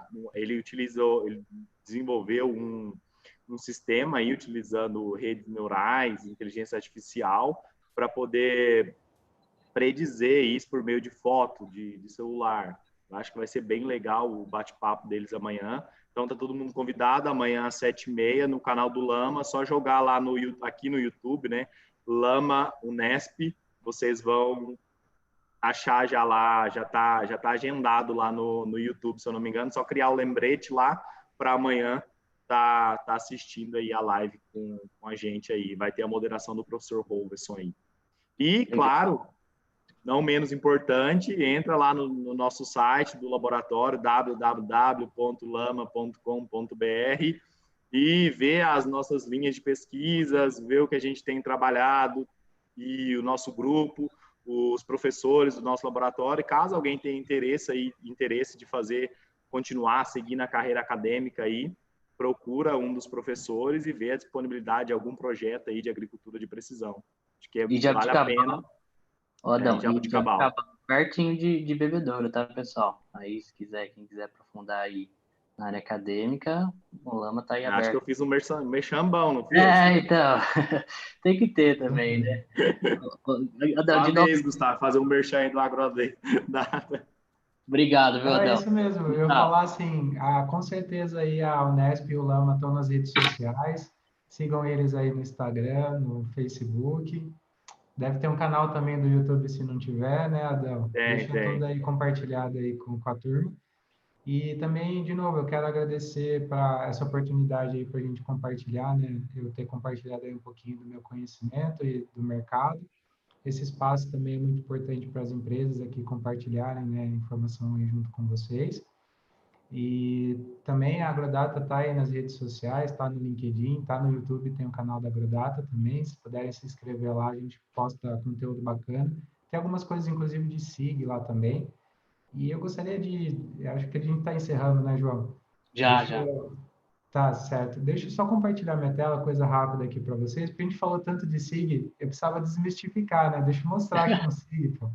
Falar, não é tão difícil assim, turma. Peraí, deixa eu motivar, né? Pelo menos um aí, até baixar o QGIS, tentar mexer aí. Vou falar que é gratuito. Vai ser coisa rápida, um jogo rápido aqui, que também é uma área que a gente trabalha, né? Como desmistificar essa parte de drone aí e ter informação útil, né, a partir disso, tá? Então, só me confirma que vocês estão vendo a minha tela? Tá. Sim. Não, perfeito, turma. Aqui eu estou usando o QGIS, mas poderia ser também o ArcGIS, tá? E também está em inglês, mas hoje o QGIS está todo traduzido em português. E para vocês terem uma ideia, essa é uma imagem, tá, gratuita do Google, como se fosse o Google Earth, que eu simplesmente vim aqui e escolhi Google Satellite, ou satélite, pronto. Apareceu a imagem aqui da onde eu quero, sabe? Mas aí eu até acho que foi o Adão que comentou, né? Essa tá até com muita boa resolução, viu? Às vezes ela não deve ser nova, não, mas aqui eu vou dizer que eu acho que deve estar com 1 metro, deve ser uma imagem de 1 metro, que dá até para ver a linha da cultura, né? Agora, assim, qual que é a diferença, né? Vou esperar o Google magiar aqui, vou ter repetibilidade, às vezes vai ter nuvem, imagem de satélite, não. Vou partir para o mosaico de drone. Então, a diferença que eu tenho aqui, e aí você vê, ó, não tá difícil eu mudar aqui, é só apertar um botãozinho, ó. Tá a imagem de satélite aqui e imagem de drone, pronto. Daí já, da onde veio essa imagem de drone, né? Hoje tem software online, e Drone Deploy, fazendo merchan aí também, que é um software que você manda as fotos lá, dá 5 horas, ele manda o link para você baixar. Lógico que tem um custo isso, mas assim, que bom que algumas coisas estão ficando mais simples e rápidas aí, e essa área que, por exemplo, foi gerada lá. Aí eu já tenho a imagem em alta resolução. A resolução aqui é 5 centímetros, né? Dá para você ver a definição aqui da linha da cultura. E a gente comercializa, né, o software que chama InfoRoll, que a partir dele a gente consegue gerar alguns produtos bem bacanas, tá? Uma das etapas é transformar esse mosaico que é pesado aí em pontos. E pontos são pontos de vegetação. A partir daí, vocês conseguem ver esses pontos da vegetação. Numa outra etapa do InfoRoll, eu consigo gerar a linha de colheita, né? A linha realmente da onde está a cultura, né? Se eu tenho a linha da onde está a cultura, eu consigo ver outra informação também que a turma de cana tem que medir, que é o paralelismo, né? Por quê? Porque eu tenho uma colhedora pesada que colhe linha a linha, e aí se eu errar ali naquela linha, se eu estiver dirigindo ou com piloto automático, eu preciso dessa informação aí para dirigir ela. Vamos falar, e a maior parte das colhedoras vem hoje com ela. Às vezes você não tem essa linha, você precisa dessa linha para não perder cultura. E aí você consegue fazer com o software InfoRoll. Você mesmo, entendeu? Vai bem na linha não precisa serviço, não. Você pode fazer um negócio nesse sentido. Uma outra informação bacana também, opa, é conhecimento aí que 15 centímetros, né, conhecimento tanto da cultura quanto vem da pesquisa, que 15 centímetros já é causa de amassamento, de desvio de linha, né, de 1,5 m. Então, eu vim aqui no SIG e pronto, eu já tenho todas as possíveis futuras falhas aí, sabe, no mapa. Então, já consegui aqui também mostrar onde que eu vou ter possível problema, aí eu deveria ter um pouco mais de cuidado aí, ou tentar tomar ação, ou saber que aqui vai ser uma causa futura de falhas de plantio. E fora assim, dá para ver infestação de mato, aí eu poderia vir aqui, por exemplo, aqui é alguma infestação, alguma planta invasora, você vê que ela está se espalhando, né? Isso que é bacana também de poder ver a imagem, você consegue, ou viria aqui, marcaria, colocaria isso no GPS ali, num Garmin, num GPS no celular, vou lá ver qual é, né? Então, 12 hectares aqui, eu fiz o scout linha a linha em minuto, né? Em 20 minutos de voo, vamos falar assim, né? Uhum. Fora o tempo de processamento. E por último, aí vamos falar de ação, né? Se eu tenho as falhas de plantio também, falha de plantio você tem que ir lá com uma trena, com equipe por amostragem. Por que não fazer isso também por imagem? E aí eu estou com o InfoRow aqui, faço as falhas de plantio lá com o software, estou mostrando só aqui para vocês. Tá, e tem as falhas de plantio. Por que dessa falha de plantio não gerar um mapa de adubação? E desligar, por exemplo, o adubo aonde tem falha. Se tem falha, a cultura vai ficar lá 5 anos, por que que eu vou adubar o solo, né, e se não, principalmente nitrogênio, que lixivia, só aplica ali, não vai ficar no solo, né? Jogar fora. Então, aqui eu estou mostrando um pouco do potencial de vocês, de às vezes só cruzando informação aqui, coisa rápida, conseguir economizar aí, quem sabe, 30 mil reais, possível, né? Se tiver 10% de falha aqui, ano a ano, 5 anos. Então, tem um baita potencial o uso do SIG aí. E eu sou meio bairrista para falar, mas, doutor, é só para convencer vocês. É importante esse curso, entendeu? Legal, legal, legal, Gustavo. Obrigado, muito obrigado por compartilhar. Infelizmente, a gente tem pouco tempo, senão a gente ficaria aqui a noite inteira tranquilamente. Então, pessoal, era isso. Novamente agradecer aos dois por compartilhar esse conhecimento com a gente. Só para lembrar aí, pessoal, esse webinar aí foi promovido pelo curso de Engenharia Agronômica do IMESM, tá? Que é uma instituição aí de ensino localizada lá no município de Bebedouro, São Paulo. Como a gente tem várias pessoas aí de outras cidades, então é legal deixar isso claro, tá? E então, novamente agradecer eles e eu acho que a gente vai encerrar por aqui, né? E relembrando também, falta uma coisinha pra falar, a gente vai ter aí várias lives também do curso aí que a gente vai sair esses próximos semanas aí, tá? Na semana que vem vai ter uma outra live falando do impacto do coronavírus aí na agricultura. A gente vai ter planejando aí várias lives aí para mudar um pouquinho essas aulas aí online e também aproximar outras pessoas, outros conhecimentos, trazer outras pessoas para dar como fala? Outras ideias, enfim, outros conhecimentos para a gente, tá? Então é isso, pessoal. Obrigado aí, boa noite e até mais. Obrigado, João. Valeu pela oportunidade aí. Boa noite a Valeu. todos, turma. Boa noite, pessoal. Boa noite.